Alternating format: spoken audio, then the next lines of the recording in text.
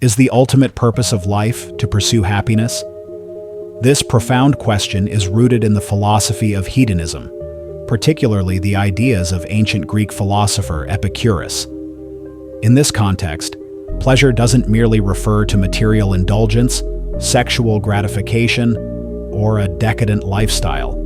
Rather, it points to a state of inner peace, fulfillment, and long-term spiritual well-being. There's no need to delve too deeply into defining happiness, as it represents a universal human aspiration. Every choice we make, every action we take each day, is ultimately aimed at achieving one final goal: happiness. Most people prefer happy endings in movies, books, and real life over experiences filled with suffering, loss, and loneliness. But is the ultimate purpose of life truly the pursuit of happiness? This has been one of humanity's greatest philosophical dilemmas, debated from ancient Greece to the modern day, yet still without a definitive answer. In this video, we will explore an answer through a thought experiment known as the experience machine. This hypothetical device challenges our conventional understanding of happiness. The experience machine, a thought experiment. Imagine standing before a miraculous machine created by its brilliant inventor. You begin sharing your life story, filled with regrets and unfulfilled dreams. When asked how you'd like your current life to be different, you eagerly describe in detail what you believe would make you happy. For instance, you might say you'd rather be a singer than an office worker, free from the daily grind of earning a living, traveling the world, and living a perfect life filled with joy and success. The inventor then tells you that all of this can be achieved in an instant with their machine. You will enter a utopia of your own creation, a world where no pain or suffering exists. But how does this experience machine work? The mechanics of the machine. First, a team of technicians will place you in a coma-like state, from which you are unlikely to ever awaken. Your unconscious body will then be submerged in a tank filled with fluid, connected to electrodes placed on your head. At this point, the machine directly interfaces with your nervous system, stimulating the parts of your brain responsible for memory and perception. The simulation of your ideal, blissful life begins. Immersed in artificial memories created by the machine, you will experience your perfect life as if it were real. More importantly, you will be unable to distinguish between the simulated reality and the actual world. While you believe you are living happily, your physical body will float lifelessly in the machine.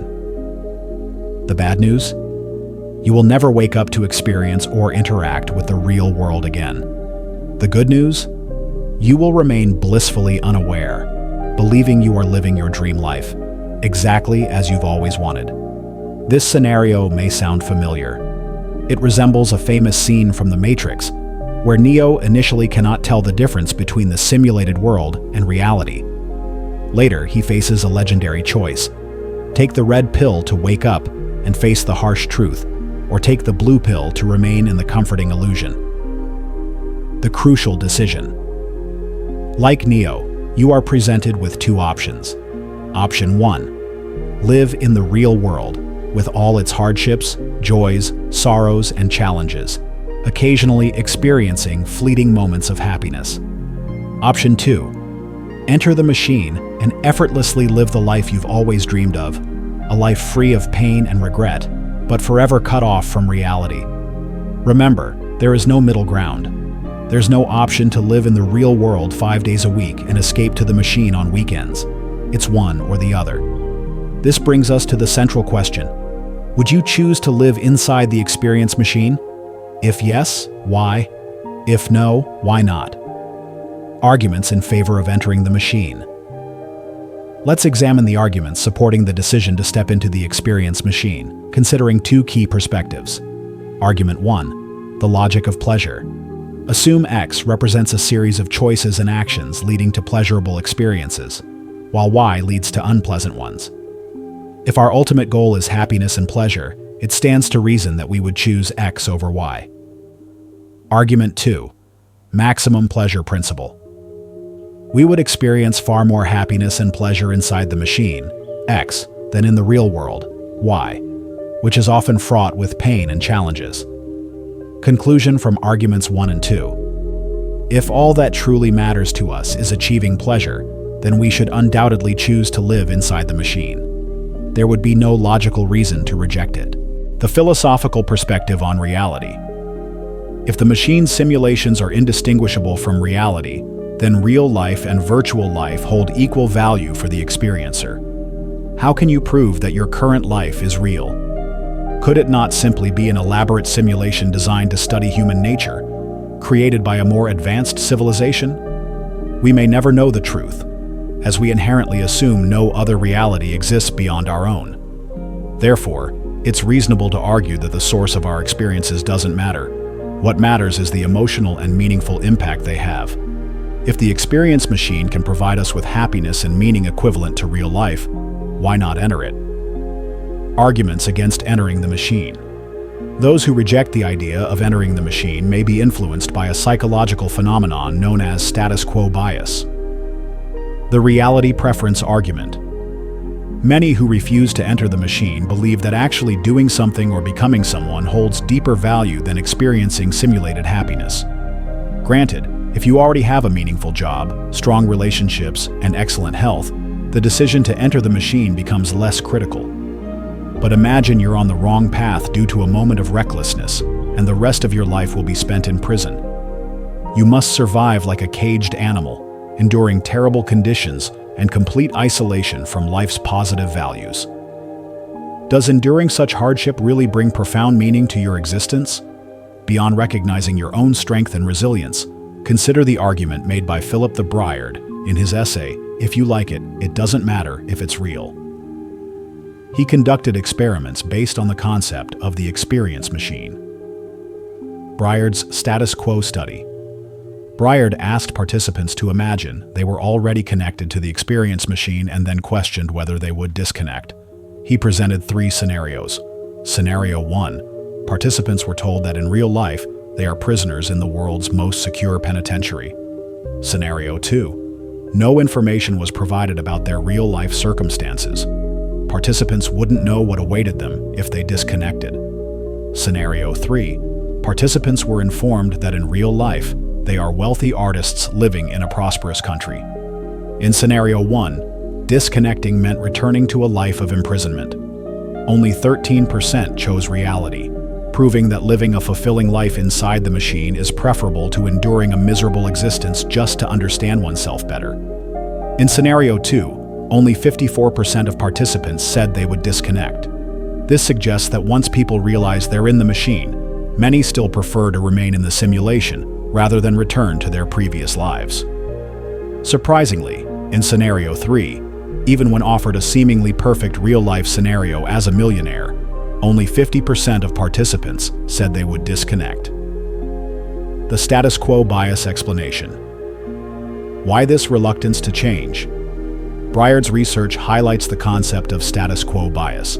Simply put, humans tend to cling to their current situation and view change as a potential loss or danger. As a result, people often maintain the status quo to minimize risk, regardless of whether their current state is positive or negative. Thus, Briard's study suggests that those who refuse to enter the machine may not be prioritizing real-world values at all. Instead, their decision is likely influenced by their psychological bias toward maintaining their present condition.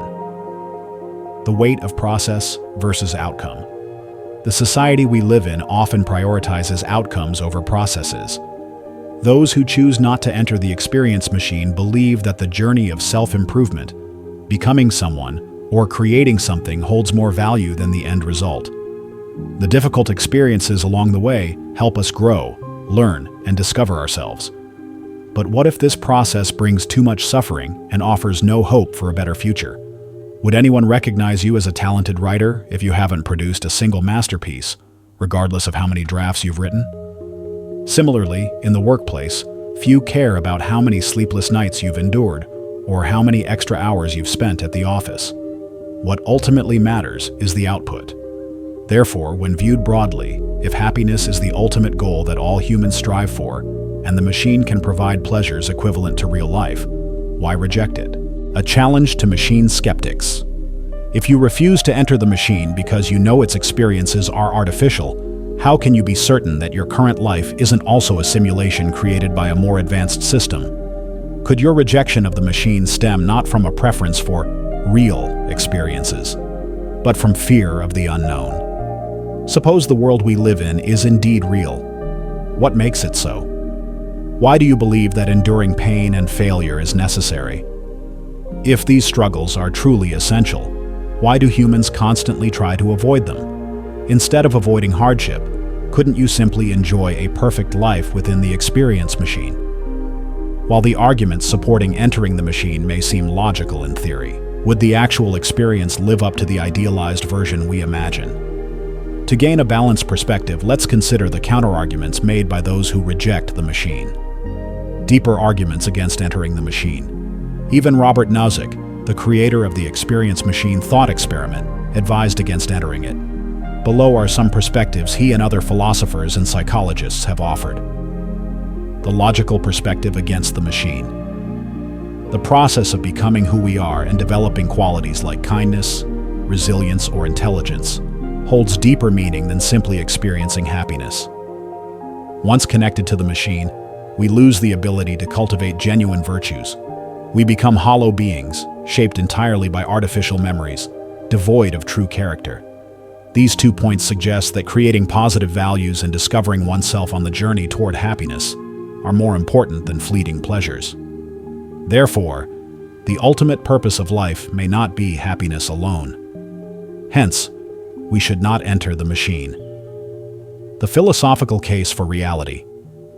Connecting to the machine confines human potential within an artificial reality. Life inside the machine can be reduced to 2 basic actions. 1. Choosing the experiences you desire. 2. Immersing yourself in them. This simplicity masks a harsh truth. Connecting to the experience machine transforms us into passive consumers, incapable of independent thought. Our ability to create, explore, and push our limits, qualities that define our humanity, is severely restricted.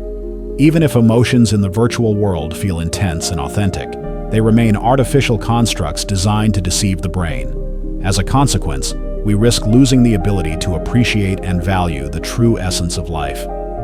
Consider a bird caged with plenty of food and water. Despite having its basic needs met, its instincts still yearn for freedom, to soar through the skies and hunt for itself. Similarly, even if all our needs are fulfilled in a virtual world, humans retain a deep-seated instinct to experience real life, with all its challenges, risks, and unexpected rewards. The value of authenticity. Doing something meaningful holds far greater value than merely experiencing the illusion of doing it. The ultimate lesson of the experience machine is that happiness is not the sole purpose of life. Those who reject the machine aren't rejecting good experiences. They simply want to feel a broader spectrum of emotions, such as empathy, pain, internal struggles, and the pursuit of what's right. These emotions can only come from active engagement, not simulated experiences. For instance, when you climb a mountain in real life, you go through the entire process, training your body, preparing your gear, facing challenges and hidden dangers, and taking each step with intention. You experience the world with all your senses, the cold air, the scent of the forest, the sound of the wind, and even the fatigue in your muscles. No matter how advanced technology becomes, it cannot replicate these sensations. Moreover, climbing a real mountain forces you to confront risks, helping you understand your own character and personal strengths. Achieving the summit creates a profound sense of fulfillment that no simulated experience could match. When success comes too easily, do we truly value it? Or does difficulty lend meaning to our achievements? The question of identity in simulation. What defines your identity when all your experiences and memories are artificially generated by the machine? If your perfect life is guaranteed and free of challenges, what motivates you to keep living it? If every experience can be fabricated, does life still hold meaning? What will you seek in life when everything is available at the press of a button? Happiness in Buddhism. A path beyond suffering. In contrast to those who advocate entering the experience machine based on the belief that happiness is humanity's ultimate goal, Buddhist teachings suggest otherwise. In Buddhism, true happiness does not stem from temporary pleasures or the fulfillment of desires. Instead, it arises from inner peace, the liberation from suffering, and mental afflictions. Achieving this state requires a rigorous journey of spiritual cultivation, which starkly contrasts with Epicurus's approach of avoiding pain through disciplined detachment. While Epicurus sought refuge in moderation and self-sufficiency, Buddhism embraces suffering as an inevitable aspect of existence. According to Buddhist thought, suffering originates from attachment, our clinging to impermanent things, people, or ideas. To transcend this cycle, one must understand the concepts of impermanence, anicca, and non-self, anatta.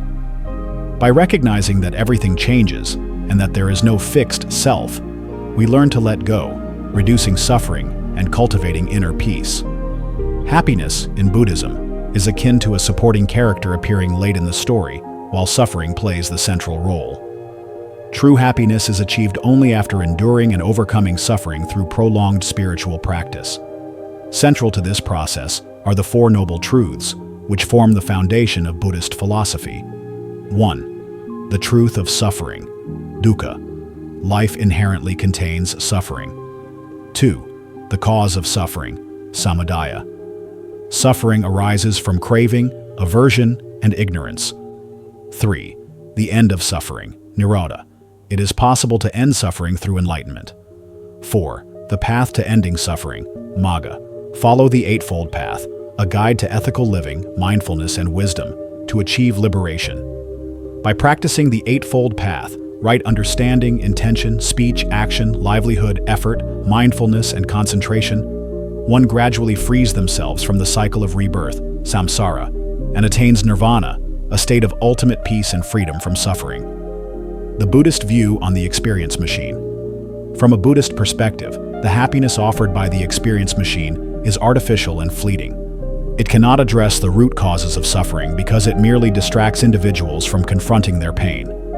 True happiness, according to Buddhism, comes from awakening and internal liberation, not escapism. The machine may provide temporary relief, but it ultimately prevents personal growth and learning, both of which require facing and transcending suffering.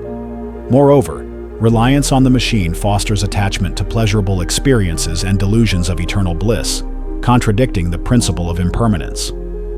When users inevitably return to reality, they may feel even more disillusioned and unprepared to handle life's inevitable ups and downs. Thus, most Buddhists would likely reject the idea of entering the experience machine, viewing it as an obstacle to genuine spiritual progress. Modern life and the experience machine parallels. In today's world, we might not have literal experience machines, but we have created numerous digital and psychological substitutes. Social media platforms, virtual reality games, and even certain forms of entertainment can function as partial experience machines, offering temporary escapes from reality. Modern humans are subtly influenced by societal expectations and invisible pressures. These factors contribute to a mindset where many feel they are living for others rather than themselves, fostering dissatisfaction with reality and a reluctance to take responsibility for their choices. This undercurrent of unrest disrupts emotional well-being, making it difficult to achieve tranquility and genuine happiness. If Epicurus were alive today, I believe he would still encourage us to pursue knowledge and self-cultivation as tools to liberate ourselves from these external constraints. For him, the key to happiness lies not in accumulating wealth or living extravagantly, but in embracing simplicity, contentment, and purpose. He would likely advise us to practice virtues such as fairness, honesty, and kindness, not only because they enrich our lives, but also because they free us from guilt and future regrets. Clearly, applying Epicurean philosophy to daily life is no easy task. It requires deep self-awareness, unwavering discipline, and a willingness to resist fleeting pleasures like fame, power, and luxury. These pursuits often lead to greater suffering down the line. Conversely, not all pain is inherently bad. Experiences like betrayal or feelings of loss can teach us profound lessons about ourselves and life if we accept them as part of our growth. Reflections on the journey. After traversing this intellectual odyssey together, from the hedonistic allure of the experience machine to the philosophical insights of Epicurus and Buddhism, have you found your own answer to whether life's purpose is rooted in pleasure or happiness? For me, there is no definitive answer. There are moments when we need the sweetness of joyful experiences to rejuvenate our spirits and find strength to move forward. At other times, enduring challenges and embracing suffering bring a deeper sense of fulfillment and pride. There may never be a single universal definition of happiness, but the sources of suffering remain constant. Fear of the future, uncertainty, resistance to the present, endless craving, and relinquishing control over our lives to others. Overcoming these obstacles and nurturing positive values is undoubtedly challenging. But isn't that precisely why we strive to keep moving forward? I hope this exploration has provided you with new perspectives on happiness and its complexities. Would you choose to enter the experience machine, or does the journey through reality, with all its pains and pleasures, hold greater value for you? The answer may reveal what you truly believe about the purpose of life. We'll meet again in future discussions, where we'll delve into more intriguing topics. Until then, thank you for joining me on this journey. Farewell, and see you in the next video.